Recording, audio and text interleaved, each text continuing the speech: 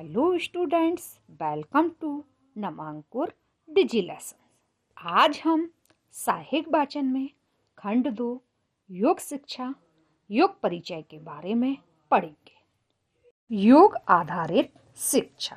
योग शब्द युज समादो धातु से धज प्रत्यय होकर बना है, जिसका अर्थ है समाधि। समाधि चित्त वृत्ति निरोध की क्रियाशैली है। क्रियाशैली को महर्षि पतंजलि ने योगश्चित वृत्ति निरोध कहा है, अर्थात चित्त को वृत्तियों का निरोध ही योग है। व्यक्ति के पास जीवन के सभी दायित्व निभाने के लिए साधन रूप शरीर है। शरीर माध्यम खलु धर्म साधना, जिसमें 3 अति सूक्ष्म है, प्राण, मन और बुद्धि। योग इस अध्याय में हम योग के बारे में पढ़ेंगे। योग शब्द युज समादो धातु से धज प्रत्यय होकर बना है, जिसका अर्थ होता है समाधि। योग को क्या कहा जाता है? योग से वृत्ति निरोध कहा है, अर्थात चित्त की वृत्तियों का निरोध ही योग है। जीवन का इष्ट पाने के लिए ये तीनों साधनों का विकार रहित होना आवश्यक है, अर्थात प्राण, मन और बुद्धि रूपी साधनों को विकार रहित रखना ही स्वस्थ शरीर का घोतक है। यदि ये साधन विकारग्रस्त हैं, तो यह दूसरे साधनों को भी सामान्य नहीं रहने देते और व्यक्ति तन, मन और विचारों से बीमार हो जाता है। शरीर को रोगमुक्त करने के लिए विचारों को शुद्ध करना होता है। शरीर में क्या है? 3 अति सूक्ष्म चीजें हैं, प्राण, मन और बुद्धि। जीवन का इष्ट पाने के लिए इन तीनों चीजों को हमको कैसा रखना आवश्यक है? विकार रहित, मतलब किसी तरीके का विकार नहीं होना चाहिए। यदि इनमें विकार है तो व्यक्ति क्या होगा? बीमार पड़ जाएगा। तो इसलिए हमें क्या करना है? शरीर को रोगमुक्त करना है, तो हमें विचारों को शुद्ध करना पड़ेगा। अतः शरीर, प्राण, मन, बुद्धि से सामान्य होने की सरलतम प्रक्रिया योग है।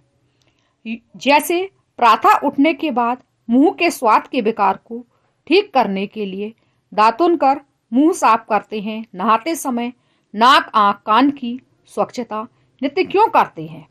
जो मैल बाहर से देखा या अनुभव किया जा सकता है, उसकी सफाई का आग्रह तो प्रायः किया जाता है, परंतु जीवा की सफाई, तालू की बलगम, नासिका की सफाई, उदर की सफाई, रक्त वाहिनियों, नलियों की सफाई भी आवश्यक होती है, जो योग द्वारा संभव है। योग का आग्रह है कि शरीर के सफाई के अभ्यासों को दिनचर्या का अंग बनाया जाए। तो क्या होता है? जैसे ही हम उठते हैं सुबह, तो उठकर हम मुंह धोते हैं ताकि मुंह का स्वाद ठीक हो जाए। फिर हम नहाते समय नाक साफ करते हैं, आंख साफ करते हैं, कान का मैल निकालते हैं, क्योंकि ये सारी चीजें हमें बाहर दिखती हैं, पर जो हमारे शरीर में अंदर की चीजें हैं, उनकी सफाई भी तो आवश्यक है। तो उनकी सफाई किससे होती है? योग से होती है। जैसे रक्त वाहिनियां हैं या उदर की सफाई, ये सब किससे है? योग से। तो इसलिए हमें योग को भी अपने दैनिक जीवन का हिस्सा बनाना चाहिए। शिक्षा के उद्देश्य। योग शिक्षा के अंतर्गत जिस सर्वांगीण विकास की चर्चा है, यह योग द्वारा ही संभव है।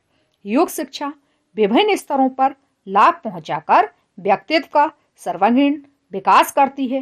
भारतीय ऋषि मुनियों ने हजारों वर्षों की कठोर तपस्या के बाद योग विद्या का विकास करके मानवता के समक्ष इस विषय में बहुत ही सरल व सुस्पष्ट दृष्टिकोण प्रस्तुत किया है, जिससे व्यक्ति भौतिक और आध्यात्मिक स्वास्थ्य लाभ करते हुए मनुष्य जीवन के चरम लक्ष्य के प्रति भी सदैव जागरूक रहे। योग तो कल्प वृक्ष की भांति है। यदि आप शारीरिक स्वास्थ्य या शरीर को आकर्षक बनाना चाहें अथवा असाध्य बीमारियों पर काबू पाना चाहें, तो योग आपके लिए सहयोगी सिद्ध हो सकता है। अब यह स्पष्ट होता जा रहा है कि इन सबसे बढ़कर भी योग जीवन जीने का एक प्रभावी व्यावहारिक विज्ञान है। आपाधापी, भागदौड़ एवं तनाव के इस युग में शरीर व मन में समन्वय स्थापित करना कठिन लग रहा है। यह आवश्यक नहीं है कि प्रत्येक व्यक्ति शारीरिक और मानसिक धरातल पर एक जैसा ही हो, परंतु नियमित योगाभ्यास इस समरूपता को अनुशासित करने की क्षमता रखता है। अब यह निर्भर करता है हमारे ऊपर कि योग का अनुसरण करके हम निरोगी बने तथा आज के तनाव की जकड़ में आकर अपने आप को दुखी रोगी ना बनाए। योग का उद्देश्य क्या है? योग से क्या होता है? मनुष्य शारीरिक और मानसिक दोनों रूपों से स्वस्थ रहता है।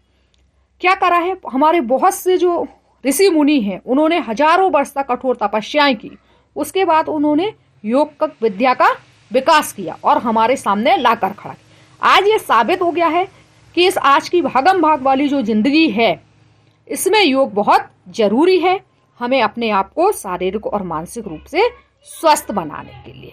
अब ये हमें निश्चय करना है कि हमें निरोगी बनना है या आज के तनाव भरे जीवन में जकड़े रहना है और अपने आप को दुखी और रोगी बनाना है। योगासन का अभ्यास कोई कठिन काम नहीं है। इसे कोई भी व्यक्ति थोड़ा सा समय निकालकर आसानी से अपने घर पर भी कर सकता है। यह आवश्यक है कि जो भी आसन करे उनके अभ्यास की तकनीक ठीक हो। थोड़ी सी सावधानी और दृढ़ शक्ति रखने से ही योगासन का विधिवत अभ्यास हमें शारीरिक, मानसिक एवं बौद्धिक विकास से समृद्ध बना सकता। योगा जो है वो कोई कठिन चीज नहीं है, इसे कोई भी व्यक्ति अपने जीवन में से थोड़ा सा समय निकालकर कर सकता है। सिर्फ इसमें क्या जरूरी है कि जब हम आसन करें तो उनके अभ्यास करने की तकनीक सही होनी चाहिए, इससे हमारा शारीरिक और मानसिक विकास होता है। अष्टांग योग परिचय। महर्षि पतंजलि कृत अष्टांग योग उत्कृष्ट ज्ञान प्राप्ति का सर्वोत्तम साधन है, जिनका पालन करने पर लक्ष्य प्राप्ति बताई गई है। यम, नियम, आसन, प्राणायाम, प्रत्याहार, धारणा, ध्यान और समाधि, इनमें प्रथम 5 बहिरंग साधन और अंतिम 3 अंतरंग साधन कहे गए हैं। अर्थात प्रथम 5 का शारीरिक स्तर और अंतिम 3 का मानसिक स्तर पर अभ्यास किया जाता है। इनका संक्षिप्त विवेचन निम्न प्रकार से। तो इसमें क्या कहा गया है कि इसमें 8 आसन बताए गए हैं, उसमें से 5 से शारीरिक विकास होता है और आखिरी के जो 3 हैं उनसे मानसिक विकास होता है। अब इनके बारे में हम विस्तृत रूप से पढ़ेंगे। यम, अहिंसा, सत्य, अस्तेय, ब्रह्मचार्य और अपरिग्रह को यम कहा जाता है। वास्तव में ये सभी मूल्य हैं जिनके अभ्यास से व्यक्ति को सामाजिक जीवन में समरसता, सुख, शांति और समृद्धि की प्राप्ति होती है, जिसके फलस्वरूप समाज, राष्ट्र और विश्व में वसुधैव कुटुंबकम की भावना का विकास होता है। यम क्या है? इसके अंतर्गत है अहिंसा, सत्य, अस्तेय, ब्रह्मचार्य और अपरिग्रह। इन सबको क्या कहा जाता है? यम कहा जाता है। इससे क्या होता है? व्यक्ति के जीवन में सुख शांति मिलती है, समृद्धि मिलती है और उसका राष्ट्र और समाज में एक नाम होता है। नियम, नियम के अंतर्गत शौच, संतोष, तप, स्वाध्याय और ईश्वर प्राणिधान आते हैं। ये व्यक्तिगत व्यवहार के नियामक हैं जिनके अभ्यास से व्यक्ति योग मार्ग पर चलने में सक्षम होता है, जिससे व्यक्ति अपने मन, वचन और कर्म में अहिंसा के अनुरूप व्यवहार करता है। इसी प्रकार संतोष, राग, द्वेष से बचने का योगिक साधन है। तब इसलिए महत्वपूर्ण है कि वह व्यक्ति को त्याग और वैराग्य का अभ्यास करने के लिए सक्षम बनाता है। इसी तरह अज्ञान से बचने का उपाय है स्वाध्याय। स्वयं को सही रूप में जानने में स्वाध्याय ही सहायक है। ईश्वर में और श्रद्धा, विश्वास रखने वाला व्यक्ति निश्चित रूप से जीवन में सफलता प्राप्त। नियम क्या होता है? नियम के अंतर्गत क्या आता है? स्वच्छ मतलब स्वच्छता, संतोष, तप। तप क्यों जरूरी है? कि तप से क्या होता है? व्यक्ति के अंदर त्याग की भावना आती है और इसके बाद है अपना सक्षम बनाता है। इसी तरह स्वाध्याय, स्वाध्याय मतलब स्वयं को सही मार्ग पर चलाना, ईश्वर में श्रद्धा और विश्वास रखना। इससे क्या होता है? व्यक्ति निश्चित रूप से अपने जीवन में सफल होता है। योग का तीसरा अंग है आसन। आसन अर्थात शारीरिक स्थिति, इससे शरीर एवं मन में स्थिरता आती है। आसन शारीरिक अस्थिरता के साथ मन की चंचलता को दूर करता है। शरीर की मांसपेशियों, नाड़ियों एवं ग्रंथियों की प्रणाली को सम्यक स्थिति में रखकर शारीरिक स्वास्थ्य प्रदान करता है। आसन क्या है? योग का तीसरा अंग है। आसन क्या होता है? हमारी शारीरिक स्थिति, इससे हमारे शरीर और मन में स्थिरता आती है और हमारी जो चंचलता है, जो हमारा मन इधर उधर भटकता है, वो बंद हो जाता है और हमारे शरीर की मांसपेशियां, नाड़ियों एवं ग्रंथियों की प्रणालियों को सम्यक स्थिति में रखकर शरीर को स्वस्थता प्रदान करता है। प्राणायाम। प्राणायाम योग का चतुर्थ अंग है। प्राणायाम दो शब्दों से मिलकर बना है, प्राण धन आयाम, जिसका अर्थ है प्राण पर नियंत्रण। प्राण वह मूल शक्ति है जो वायु तथा समस्त सृष्टि में व्यापक है। प्राणायाम द्वारा नाड़ियों का शुद्धिकरण होता है, साथ ही मानसिक स्थिरता की भी प्राप्ति होती है। प्राणायाम क्या है? योग का चौथा अंग है। प्राणायाम दो शब्दों से मिलकर बना है, प्राण धन आयाम, इसका मतलब होता है प्राण पर नियंत्रण। प्राणायाम द्वारा क्या होता है? जो हमारी नाड़ियां हैं उनका शुद्धिकरण होता है और मानसिक स्थिरता भी प्राप्त होती है। प्रत्याहार योग का पांचवा अंग है। प्रत्याहार इंद्रियों का अपने विषय की ओर ना जाकर आत्म तत्व की ओर अंतर्मुखी होना ही प्रत्याहार। अतः प्रत्याहार इंद्रियों को अपने विषयों से तथा मन को संकल्प विकल्पों से एकाग्र करने का अभ्यास है, जिसके फलस्वरूप इंद्रियों का परम वशीकरण प्राप्त होता है। बहिरंग साधनों का अभ्यास अंतरंग साधनों में सिद्धता प्राप्ति हेतु आवश्यक है। प्रत्याहार क्या है? योग का पांचवा अंग है। इससे क्या होता है? इंद्रियां अपने विषय की ओर ना जाकर आत्म तत्व की ओर अंतर्मुखी होती हैं। इंद्रियों का परम वशीकरण प्राप्त होता है। बहिरंग साधनों का अभ्यास अंतरंग साधनों में सिद्धता प्राप्ति हेतु आवश्यक है। योग का छठा अंग है धारणा। धारणा के अभ्यास के दौरान लक्ष्य के अतिरिक्त अन्य कोई विषय नहीं रहता, धैर्य भी प्राप्ति होती है। धारणा कौन सा है? छठा अंग है योग का। इसमें क्या होता है कि हमें एक अपना लक्ष्य बनाना होता है, तो हमारा मन सिर्फ कहाँ जाता है? लक्ष्य की ओर आ जाता है और कहीं और नहीं जाता, और इससे हमको धैर्य की भी प्राप्ति होती है। ध्यान योग का सातवां अंग ध्यान है, जिसका अभिप्राय चित्त की एकाग्रता, दर्शन, अंतर्दर्शन अर्थात अपने में लीन होना है। लक्ष्य प्राप्ति के लिए ध्यान एक महत्वपूर्ण साधन है। इसके फलस्वरूप दिव्य ऐश्वर्य की प्राप्ति होती है। ध्यान क्या है?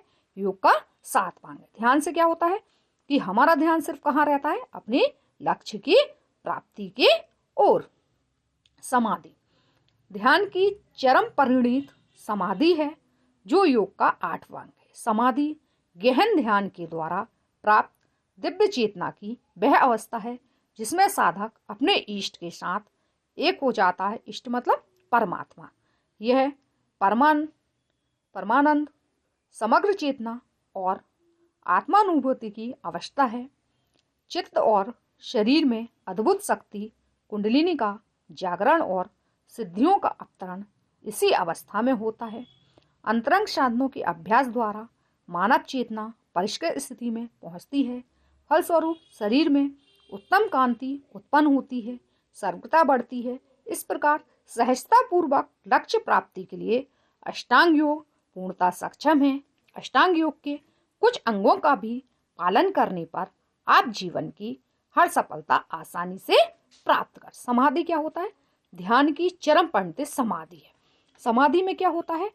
इसमें जो साधक है, साधना करने वाला, वो अपने इष्ट मतलब परमात्मा के साथ एक हो जाता है, और इससे क्या होता है? चित्त और शरीर में एक अद्भुत शक्ति कुंडलिनी का जागरण होता है और इससे सिद्धियों की प्राप्ति होती है, और इसके फलस्वरूप शरीर में उत्तम कांति उत्पन्न होती है, सर्वता बढ़ती है। तो इसी प्रकार से जो अष्टांग योग है वो कैसा है? लक्ष्य प्राप्ति के लिए पूर्णतः सक्षम है। अष्टांग योग के कुछ अंगों का भी पालन करने पर आप अपने जीवन की हर सफलता को प्राप्त कर सकते हैं। सामान्य निर्देश: योगाभ्यास पुस्तकों को पढ़कर या टीवी देखकर ना करें। अनुभवी योग प्रशिक्षक के निर्देशन में ही योगासन करें। अभ्यास से पूर्व मल त्याग, दांतों तथा मुंह की सफाई एवं हाथ पांव को धोकर स्वच्छ कर लेना आवश्यक है। यदि स्नान भी कर लिया जाए तो सर्वोत्तम रहेगा। अभ्यास का स्थान साफ सुथरा, हवादार तथा शांतिपूर्ण होना चाहिए। इसका सर्वोत्तम उपयुक्त समय प्रातःकाल का होता है। अभ्यास के समय शरीर पर स्वच्छ, हल्के तथा सुखदायक वस्त्र धारण करें। सामान्य निर्देश कि हमें योग करते समय क्या क्या सावधानी रखनी। सबसे मेन सावधानी हो तो कभी भी हमें किताब में पढ़कर या टीवी में देखकर योग नहीं करना चाहिए। योग करते समय हमें किसी प्रशिक्षक के निर्देशन में करना चाहिए। दूसरी चीज, योग करने से पहले हमको हाथ मुंह धोना चाहिए, मल त्याग करना चाहिए, एकदम स्वच्छ हो जाना चाहिए। और यदि हम नहा भी लें तो वो और भी ज्यादा अच्छा होगा। हमें कहाँ करना चाहिए अभ्यास? योग खुले में करना चाहिए, शांतिपूर्ण वातावरण में करना चाहिए। और योग सुबह के समय करना चाहिए। और उस समय हमें थोड़े हल्के से कपड़े, जो ढीले हों, जिसमें कसे कपड़े ना हो, जिनमें हम अच्छा फील करें, ऐसे कपड़े हमको धारण करने चाहिए। रिक्त स्थानों की पूर्ति कीजिए। योग खाली स्थान वृक्ष के समान है। योग कौन से वृक्ष के समान है? कल्प वृक्ष के समान है। अष्टांग योग का 7वां अंग खाली स्थान है। क्या है? ध्यान। योगाभ्यास के लिए सर्वोत्तम समय खाली स्थान होता है। कौन सा समय सुबह अच्छा रहता है योगाभ्यास के लिए? प्रातःकाल। निम्नलिखित प्रश्नों के उत्तर दीजिए। योग शिक्षा के मुख्य उद्देश्यों को लिखिए। योग शिक्षा विभिन्न स्थानों पर लाभ पहुंचाकर सर्वांगीण विकास करती है। इसका उद्देश्य है कि व्यक्ति भौतिक और आध्यात्मिक स्वास्थ्य लाभ करते हुए मनुष्य जीवन के चरम लक्ष्य के प्रति जागरूक रहे। बालक शरीर व मन को स्वस्थ रख सके, तनाव मुक्त रह सके, अनुशासित जीवन जीने की आदत डाल सके। अष्टांग योग की विवेचना कीजिए। महर्षि पतंजलि द्वारा बताया गया अष्टांग योग ज्ञान प्राप्ति का सर्वोत्तम साधन है। ये हैं यम, नियम, आसन, प्राणायाम, प्रत्याहार, धारणा, ध्यान एवं समाधि। इनमें से पहले 5 बहिरंग अर्थात शारीरिक स्तर पर तथा अंतिम 3 अंतरंग या मानसिक स्तर पर अभ्यास करने का नियम है। नंबर 1, अहिंसा, सत्य, अस्तेय, ब्रह्मचर्य और अपरिग्रह को यम कहा जाता है। स्वच्छता, संतोष, तप, स्वाध्याय और ईश्वर प्राणिधान ही नियम है। आसन से शरीर एवं मन में स्थिरता आती है। प्राणायाम प्राण पर नियंत्रण करना सिखाता है। इंद्रियों का अपने विषय की ओर न जाकर आत्म तत्व की ओर अंतर्मुखी होना प्रत्याहार है। धारणा के अभ्यास के दौरान लक्ष्य के अतिरिक्त अन्य कोई विषय नहीं रहता है। ध्यान का अर्थ है चित्त की एकाग्रता। दर्शन, अंतर्दर्शन अर्थात अपने में लीन होना। समाधि के द्वारा आत्मा और परमात्मा का मिलन संभव हो जाता है। योगाभ्यास के दौरान ध्यान रखने योग्य सावधानियों का उल्लेख कीजिए। अभ्यास के समय शरीर पर स्वच्छ, हल्के एवं सुखदायक वस्त्र धारण करना चाहिए। योगाभ्यास का स्थान साफ सुथरा, हवादार तथा शांतिपूर्ण होना चाहिए। प्रातःकाल का समय इसका सर्वोत्तम समय है। अनुभवी योग प्रशिक्षक के निर्देशन में ही योगासन करना चाहिए। क्यों स्टूडेंट्स?